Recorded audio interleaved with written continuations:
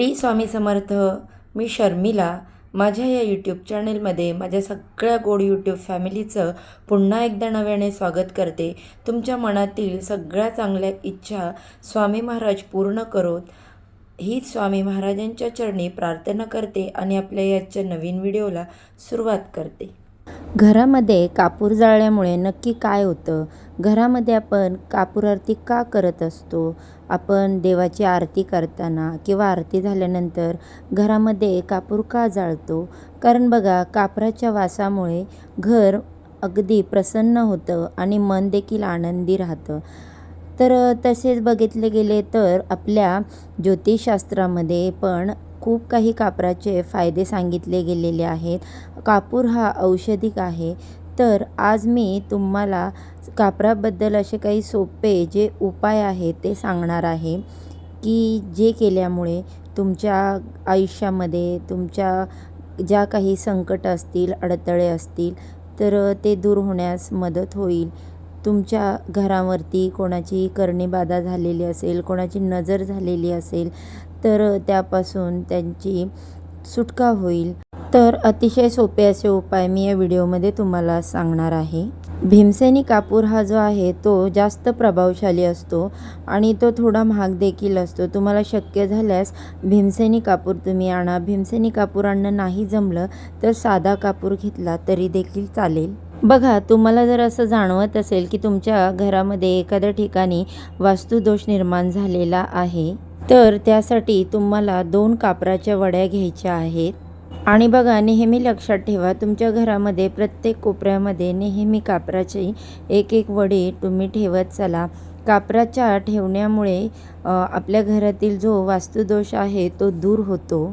बघा, कापूर हा उघड्या हवेमध्ये ठेवल्यानंतर तो उडून जातो, म्हणजे संपतो.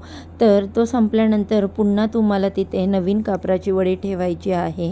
घरामध्ये कापूर ठेवल्यामुळे घरातील जी नकारात्मकता आहे ती शोषली जाते आणि घरामध्ये सकारात्मक वातावरण निर्माण होतं आणि यामुळेच पितृदोष कमी होण्यास मदत होते. घरामध्ये अडीअडचणी असतात त्या दूर होतात, भांडणतंटे होत नाहीत. यानंतर बघा, दुसरी गोष्ट म्हणजे सकाळ संध्याकाळ तुम्ही कापूर जो आहे घरामध्ये कापूर जळून सगळ्या रूममध्ये जर तुम्ही फिरवलं तर त्याच्यामुळे सुद्धा वास्तुदोष जे आहेत ते दूर होत असतात. बघा, आपल्या बाथरूममध्ये, टॉयलेटमध्ये नेहमी 2-2 कापराच्या वड्या तुम्हाला ठेवायच्या आहेत. यामुळे काय होतं की राहू आणि केतूचा जो दोष आहे तो दूर होतो आणि पितृदोषाचा प्रभाव कमी होतो. यानंतरची तिसरी गोष्ट म्हणजे बघा, कापूर जाळल्यानंतरचा जो धूर आहे सगळ्या घरामध्ये आपल्याला पसरवायचा आहे. यामुळे काय होतं की नकारात्मकता जी आहे ती जळून खाक होऊ शकते आणि तुम्ही हे जे आहे ते रोज संध्याकाळी घरामध्ये कापूर जाळला तरी देखील चालेल. घरामध्ये कापूर कोणीही जाळू शकता, असं काही नाही की घरातील स्त्रीनीच हे करावं, घरातील पुरुषांनी केलं तरी देखील चालेल. बघा, तुम्ही सकाळ संध्याकाळ कापूर जाळून बघा, त्याचा खूप मोठा चांगल्या प्रमाणावर फायदा तुम्हाला दिसून येईल. बघा, तुम्हाला सकाळी जरी नाही जमलं तरी तुम्ही संध्याकाळी दिवे लागणीच्या वेळेला कापूर जाळू शकता आणि त्या कापरावरती तुम्ही जर 2 लवंगा जाळल्या तर अतिशय उत्तम. कारण लवंगा ह्या माता लक्ष्मीला अतिशय प्रिय आहेत आणि त्यामुळे माता लक्ष्मी आपल्या घराकडे आकर्षित होत असते. तसेच बघा, ह्या ज्या लवंगा आहेत त्या कापरासोबत जाळल्यामुळे धनधान्याची कमतरता घरामध्ये अजिबात भासत नाही. लवंग आणि कापराचे बरेच असे काही छोटे छोटे उपाय आहेत, ते आपण पहिल्या देखील व्हिडिओमध्ये काही पाहिलेले आहेतच. बघा, तुमच्या घरामध्ये विवाहाची बोलणी चाललेली असतील, तुमच्या घरामधील विवाहयोग्य झालेल्या मुलामुलांची लग्न जर जमत नसतील तर तुम्हाला कापूर आणि लवंगांचा नेहमी उपाय करायचा आहे. हे नेहमी लक्षात ठेवा. बघा, नवरात्रीमध्ये देखील आपण लवंगांचा उपाय करत असतो. लवंगांचा उपाय हा खूप प्रभावशाली आहे. बघा, पती पत्नींमध्ये सारखे वादावाद होत असतील, भांडणं होत असतील, तर रात्री झोपताना पती पत्नींनी दोघांनी देखील उशीखाली 2-2 कापराच्या वड्या ठेवायच्या आहेत आणि दुसऱ्या दिवशी सकाळी त्या तुमच्या जवळच असलेल्या घराच्या झाडाखाली फेकून द्यायच्या आहेत. बघा, फक्त तुम्हाला कापराची वडीच ठेवायची आहे, त्यासाठी काही तुम्हाला जास्त वेळ लागणार नाही. यामुळे पती पत्नींमधील ताणतणाव दूर होतील, त्यांच्यातील गैरसमज दूर होतील, भांडणं जी आहेत ती मिटतील. बेडरूममध्ये, किचनमध्ये, हॉलमध्ये, प्रत्येक रूममध्ये तुम्ही 2-2 तरी कापराच्या वड्या ठेवल्या पाहिजेत. यानंतर बघा, कापराचं तेलसुद्धा आपल्याला बाजारात मिळतं. तर हे तेल आणायचं आहे आणि प्रत्येकाने आपल्या अंघोळीच्या पाण्यामध्ये 2-2 थेंब टाकून अंघोळ करायची आहे.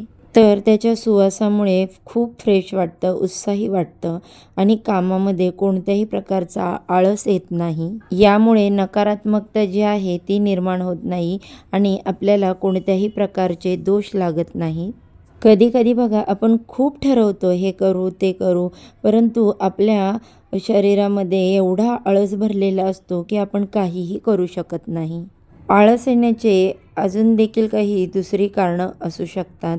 कोणाच्या तरी वाईट दृष्टीचा, नकारात्मक ऊर्जेचा आपल्यावर परिणाम झालेला असतो, म्हणून देखील या गोष्टी होतात. यामुळे बघा, कापराचे खूप फायदे आहेत. ते आपल्या घरामध्ये कापूर जाळला गेलाच पाहिजे. त्यामुळे घराचं शुद्धीकरण होतं, वातावरण जे आहे ते आनंदित राहतं, प्रफुल्लित राहतं. तसेच कापराचे सायंटिफिक देखील काही उपाय सांगितले गेलेले आहेत की ज्यामुळे की कापूर घरात जाळल्याने काही कीटकनाशकं घरात येत नाहीत किंवा किडे वगैरे घरामध्ये येत नाहीत. तसेच बघा, जर छोट्याशा आपल्या घरामध्ये असणाऱ्या लहान मुलांना जर सर्दी झाली तर आपण त्यांच्याजवळ कापूर ठेवू शकतो, कारण यामुळे जे काही व्हायरल इन्फेक्शन झालेलं असतं ते देखील दूर होण्यास मदत होते. म्हणजे बघा, कापराचे धार्मिक आणि सायंटिफिक देखील उपयोग आपल्याला सांगितले गेलेले आहेत. आळशीपणा, चिडचिड दूर होण्यासाठी कापूर जो आहे तो महत्त्वाचा ठरतो. त्यामुळे बघा, कापराचे हे जे उपाय आहेत खूप महत्त्वाचे आहेत. तुमचं आयुष्य, तुमचं जे जीवन आहे ते सुखकारक, आनंदी बनवण्यासाठी जो उपाय आहे तो कापरामध्ये आहे. परंतु बघा, हा उपाय करताना तुम्ही अगदी मनापासून करा आणि बघा, मनापासून कोणतीही सेवा किंवा उपाय केले तर त्याचा आपल्याला 100% फायदा हा होतोच. त्याप्रमाणेच जर तुम्ही मनापासून ही सेवा व उपाय केले तर तुम्हाला नक्कीच याचा फायदा होईल. तर बघा, हे कापराचे जे छोटे छोटे उपाय सांगितलेले आहेत ते तुम्हाला जर पटले असतील तर नक्कीच तुम्ही ते उपाय करून बघाल आणि तुम्ही देखील त्याची अनुभूती घ्याल. तर बघा, आजच्या या व्हिडिओमध्ये मी जी तुम्हाला कापराबद्दलची माहिती सांगितली ती आवडली असेल तर व्हिडिओला लाईक करा, चॅनलला सबस्क्राईब करा आणि असेच नवनवीन माहितीपूर्ण व्हिडिओ पाहण्यासाठी बेल आयकॉनला देखील क्लिक करा. चला तर मग आजच्या व्हिडिओचा इथेच एंड करते. उद्या अशाच छानशा व्हिडिओसोबत पुन्हा नव्याने भेटूया.